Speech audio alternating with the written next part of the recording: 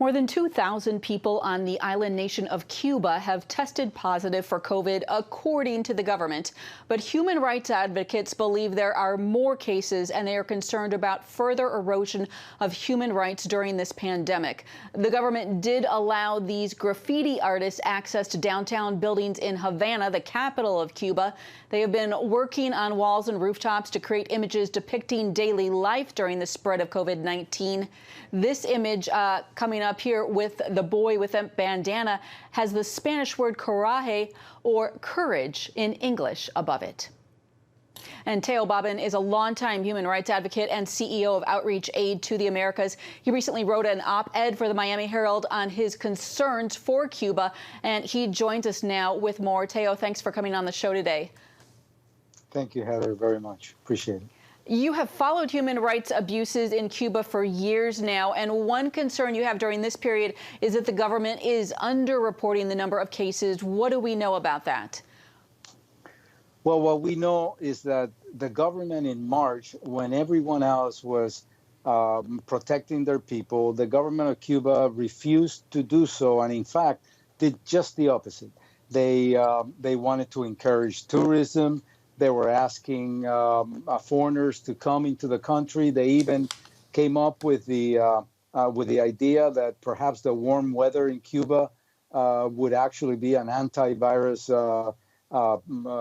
protection, and that and even if someone became ill, that they had a solution. They had a magical medicine that they could provide, that they were claiming that they had provided to China, and that they could help individuals get cured right away with this. So that they came up with this claims in order to try to delay the process, and of course it backfired on them. And now, as you mentioned earlier, there may be as many as 500,000 people in Cuba with the coronavirus.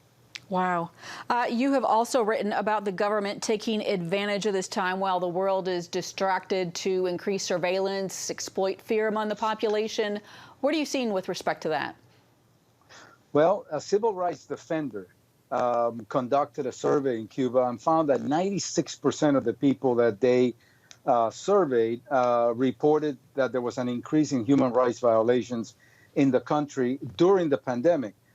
It looks like what the government of Cuba is doing, as many other communist governments have done in the past, while the world is concentrating on an issue that affects everyone around the world, they want to take advantage of that and then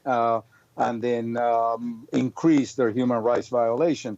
So now we're having reports of the Cuban government jailing some of the pastors that are providing assistance to people and the elderly, and charging them with such charges as spreading epidemics and illicit enrichment, ostensibly because of church activity, or lashing out at the faith community and taking advantage because they claim that they're illegally going about and doing things that they're not allowed to do. And in Cuba, of course, that's about anything. And so there's this harassment that's taking place against the religious community as a form of retaliation, pent up retaliation that the government had because the Cuban pastors, leaders, the Christians had opposed a constitution that was recently passed that removed words, a lot of the safety net that the Christian community had on freedom of religion. And just briefly, how can the U.S. help right now? What kind of leverage can the U.S. Provide to influence the Cuban government for good in the area of human rights?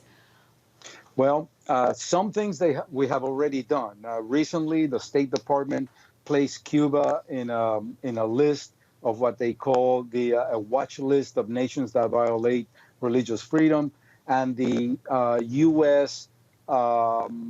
Commission on Religious Freedom just placed Cuba in a special watch list called violators of religious freedom around the world. in addition to that, I think that it's very important that we don't neglect, that we don't forget, that we don't turn a blind eye to what the Cuban government is doing, so that more of this programs such as yours and the OPED and so forth is very important to keep the pressure on the Cuban government. So much to be aware of. All right, Teo Bobbin, thank you so much for your time. Thank you, Heather.